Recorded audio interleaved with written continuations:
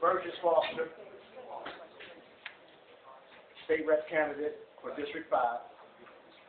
I want to ask this distinguished body to seriously consider the possibility of a forensic audit coming. If a forensic audit comes this way, and generally accepted accounting principles have not been utilized in your budgetary finagling and pencil whipping, somebody is going to have to answer for it. They're probably going to start at the top because you're the chairman, you're the ringleader, so to speak.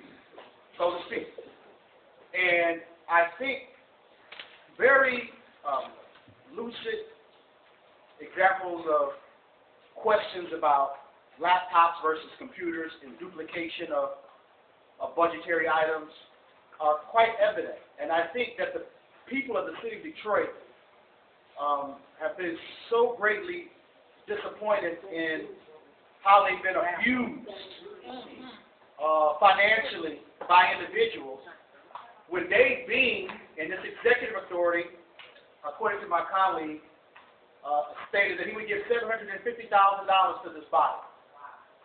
And yet the 10-11 budget says $1 million. Now, I know you want to go outside, and outside sources probably can make up the difference. But I think you should not go outside. I think you should spend less than the $750,000 that will be allocated towards you. I really honestly think that $2,500 is a perfect example about what's going on with Facebook and Twitter. Why would somebody have the audacity to put down $2,500 down for something that is totally free? As if nobody knows that Facebook and Twitter is free. Thank you very much. That is ridiculous, Mr. Chairman. Thank you very much, Mr. Foster. 2 minutes for us. It's ridiculous. Thank you, sir. Next speaker. And the city of Detroit needs a forensic audit on this. Thank you. And Dave Bean won't do it, but we need one.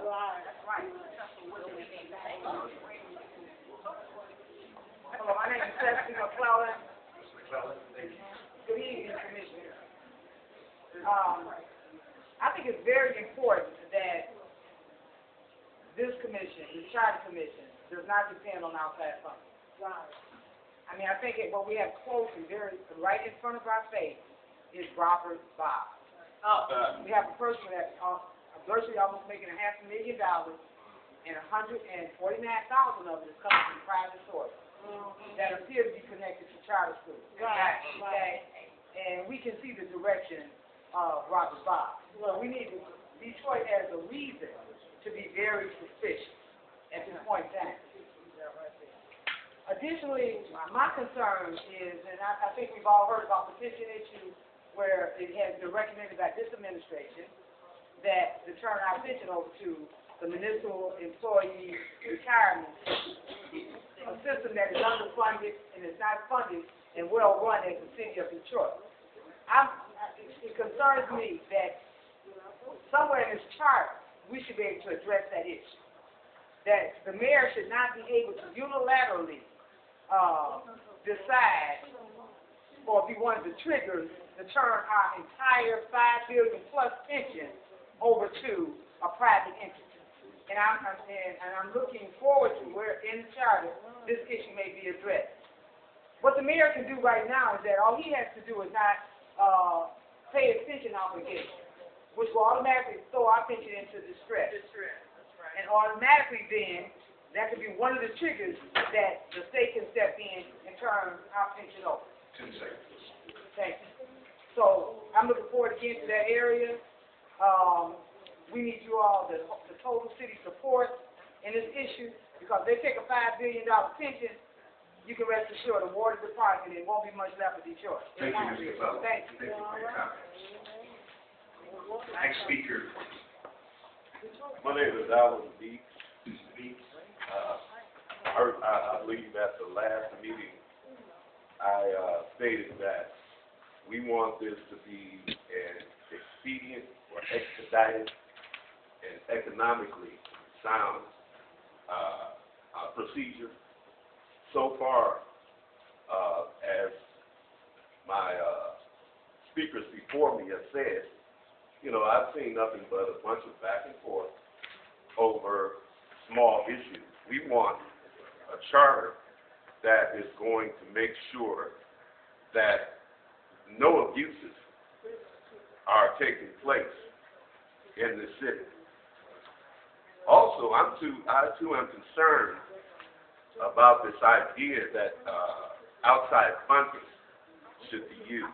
I'm not calling anyone's integrity directly into question.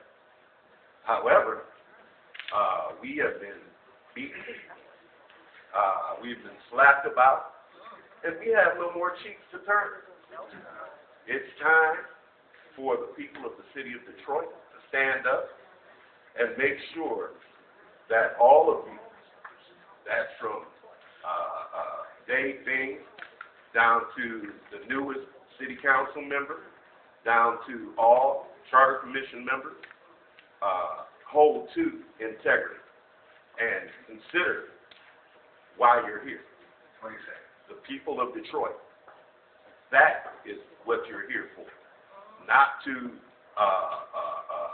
profit, even though certain people should be paid, I understand, but overpayment is ridiculous. We are tired of city council members having a $750,000 budget per council member. What for? Thank you very much. Thank you, Mr. Neal. Thank you for those comments. Next speaker, please. Rosie Coleman. I have two questions, and I don't know if you have gotten to this on the commission yet in terms of revision.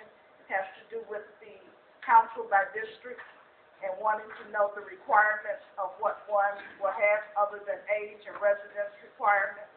Have you given any thought to that? And the other is, when you establish the district, would you not have totally deprived communities as a single district where there's not enough services, somebody to represent them well, where there are more drug houses than churches and vice versa, that kind of information. All right. Thank you very much, Ms. Call. Next speaker, please. Good evening. My name is Valerie Furnace, and I'm here today. I'm really upset. I received the budget through an email too, but I'm getting more and more discouraged about this charter commission. And I've been going to my district. I'm a precinct delegate, and I'm already telling my friends and neighbors to vote this charter down. And I'm gonna tell you why. There seems to be no transparency.